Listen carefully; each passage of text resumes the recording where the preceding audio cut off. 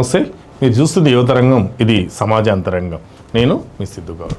ఉమ్మడి ఆంధ్రప్రదేశ్ రాష్ట్ర రాజకీయాల్లో ఒక గొప్ప సంచలనంగా, రాజకీయ నైపుణ్యతతో చాలా గొప్ప నాయకుడిగా పేరు తెచ్చుకున్నటువంటి వ్యక్తి వైఎస్ రాజశేఖర రెడ్డి.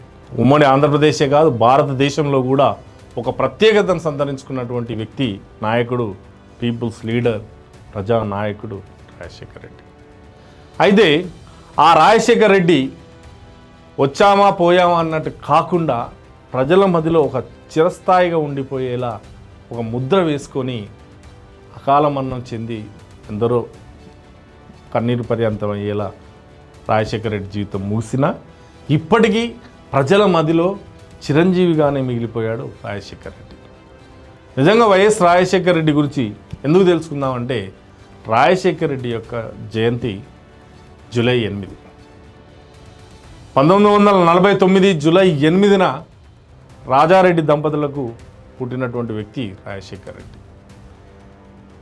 వృత్తిరీత్యా MBBS పూర్తి చేసి డాక్టర్ అయిండు, కానీ ప్రజా సేవలో తరించాలని, ప్రజలకు సేవ చేయాలన్నటువంటి సంకల్పం ఉండడం వల్ల కాంగ్రెస్లో చేరి NSCI నాయకుడిగా రాజకీయ ప్రస్థానం మొదలుపెట్టినటువంటి రాజశేఖర రెడ్డి అంచెలంచెలుగా ఎదుగుతూ తనదైన ముద్ర, ప్రజలతో సత్సంబంధాలు కలిగి ఉండి రాష్ట్రంలోనే తిరుగులేని నాయకుడిగా ఎదిగారు రాజశేఖర రెడ్డి.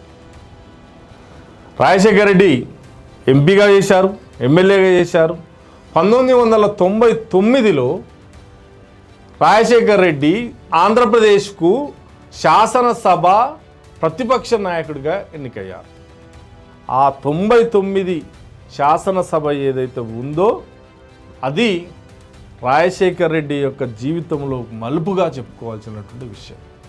దానికి తోడు 2003లో రాజశేఖర రెడ్డి చేపట్టినటువంటి పాదయాత్ర, ఉమ్మడి ఆంధ్రప్రదేశ్లో 1478 కిలోమీటర్లు నడిచినటువంటి పాదయాత్ర ఏదైతే ఉందో, ఆంధ్రప్రదేశ్ పూర్తి స్థాయిలో ప్రజలకు రాజశేఖర రెడ్డిని తిరుగులేని నాయకుడిగా, ప్రజల నాయకుడిగా, ప్రజానాయకుడిగా అది మలుపు తిప్పిందని చెప్పాలి. ప్రజల సమస్యలను తెలుసుకోవడంలో ఆ పాదయాత్ర గొప్పగా సాగింది. దానికి తోడు ప్రజలకు రాజశేఖర రెడ్డి చేరువయ్యేలా ఇంకా గొప్పగా మలుపు తిప్పినటువంటి సంఘటన పాదయాత్ర. అక్కడ 2004లో జరిగినటువంటి ఎలక్షన్స్లో కాంగ్రెస్ తిరుగులేని శక్తిగా అధికారంలోకి వచ్చింది. ఆ అధికారంలోకి వచ్చినాక అప్పటి వరకు ఉన్నటువంటి నాయకులు, కాంగ్రెస్ నాయకులు నేనంటే ముఖ్యమంత్రి అన్నా కానీ ఎట్టకేలకు అక్కడ కేంద్రం పాదయాత్రను చేసి రాష్ట్రంలో పరిపాలన అధికారంలోకి రావడానికి కీలకమైనటువంటి వ్యక్తి రాజశేఖర రెడ్డి. కాబట్టి రాజశేఖర రెడ్డినే సీఎంగా నియమిస్తూ ఆ రోజు సోనియా గాంధీ నిర్ణయం తీసుకున్నారు. దీంతో 2004లో ఉమ్మడి ఆంధ్రప్రదేశ్ ముఖ్యమంత్రిగా రాజశేఖర రెడ్డి ప్రమాణ స్వీకారం చేశారు. సీఎం అయ్యాక ప్రజలతో తన స్థాయి, తన బంధాన్ని ముమ్మరంగా ఉంచుకొని దాన్ని బలంగా పెంచుకోవాలన్నటువంటి ఉద్దేశంతో పరిపాలనలో తనదైనటువంటి ముద్రను తీసుకొచ్చాడు రాజశేఖర రెడ్డి. ప్రజలకు కావాల్సిన కనీస సౌకర్యాలు ఏవైతే ఉంటాయో ఆ సౌకర్యాల మీద దృష్టి పెట్టి పరిపాలన చేసిండు రాజశేఖర రెడ్డి.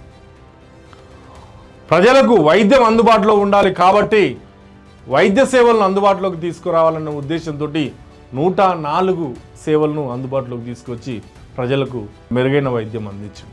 అదేవిధంగా ఆపద సమయంలో ప్రజలను ఆసుపత్రికి తరలించాలంటే రవాణా అనేది ఇబ్బందిగా ఉంది కాబట్టి ఆ రవాణాను మెరుగుపరచాలనేటువంటి ఉద్దేశంతో 108 అంబులెన్స్ విధానాన్ని కూడా ప్రవేశపెట్టింది రాజశేఖర రెడ్డి.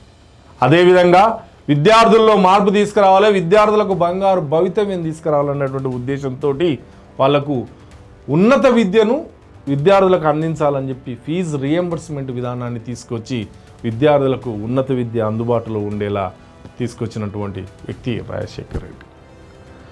జలయజ్ఞం ద్వారా నీటిని, ప్రాజెక్టులను కట్టాలి, నీటిని నిల్వ చేయాలి, భూములను సేద్య భూములుగా చేయాలి, భూములను తడి భూములుగా చేసి పంటలు పండించాలనే ఉద్దేశంతో ప్రాజెక్టుల నిర్మాణానికి కూడా శ్రీకారం చుట్టాడు రాజశేఖర రెడ్డి. అదేవిధంగా రాజీవ్ ఆరోగ్యశ్రీ అనేటువంటి సేవలను తీసుకొచ్చి ప్రజలకు మెరుగైన వైద్యం, కార్పొరేట్ వైద్యం అందుబాటులో ఉండేలా చేశాడు రాజశేఖర రెడ్డి. ఇలా చెప్పుకుంటూ పోతే తన 5 ఏళ్ల పాలనలో చాలా గొప్పగా తీర్చిదిద్దిండు. అందుకే 2009లో జరిగినటువంటి ఎలక్షన్లలో కూడా రాజశేఖర రెడ్డి మళ్ళీ కాంగ్రెస్ను అధికారంలోకి తీసుకొచ్చి మళ్ళీ ముఖ్యమంత్రి అయ్యాడు. ఆ ముఖ్యమంత్రి అయిన తర్వాత కూడా కాంగ్రెస్లో అప్పటి వరకు ఉన్నటువంటి అంతర్గత పోరును ఏవైతుందో ఏవి కూడా లేకుండా ఏకపత్యంగా అందరూ రాజశేఖర రెడ్డికి అనుకూలంగా ఉండేలా రాజశేఖర రెడ్డి పార్టీని పూర్తి స్థాయిలో నిర్మాణం చేసి పార్టీ ఐక్యతను చాటి చెప్పడంలో నిజంగా రాజశేఖర రెడ్డి సఫలీకృతుడైందే చెప్పాలి. ప్రజలకు మరింత చేరువయ్యేలా చూడాలని చెప్పి రచ్చబండైనటువంటి ఒక కార్యక్రమానికి ప్రారంభం కోసం వెళ్తూ హెలికాప్టర్ ప్రమాదంలో సెప్టెంబర్ 2, 2009న దుర్మరణం పాలయ్యారు రాజశేఖర రెడ్డి. నిజంగా ఆ రోజు ఉమ్మడి ఆంధ్రప్రదేశ్ని చూస్తే కన్నీళ్లు పెట్టేవాళ్ళే ప్రజలంతా కనిపించారు. రాజశేఖర రెడ్డి జాడ తెలవాలని, రాజశేఖర రెడ్డి బతికి రావాలని చాలామంది ఆతృతగా ఎదుర్కొచ్చారు. కానీ కాలం భౌతికంగా రాజశేఖర రెడ్డిని ప్రజలకు దూరం చేసింది. అయినా ప్రజలు ఇప్పటికీ రాజశేఖర రెడ్డిని గుర్తుంచుకొని మధ్యలో పెట్టుకున్నారు. రాజశేఖర రెడ్డి మరణం వార్త అయిన ఎన్నో గుండెలు కూడా ఆగినాయి.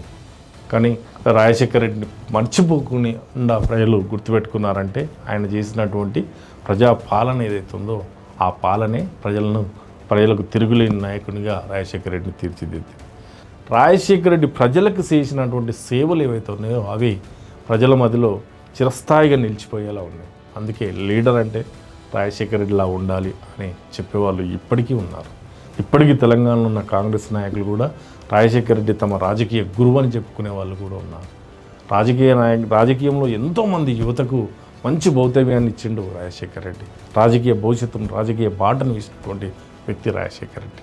కాబట్టి అలాంటి నాయకుడికి జయంతి సందర్భంగా అంజలి ఘటిస్తూ ఇది ఈరోజు టాపిక్.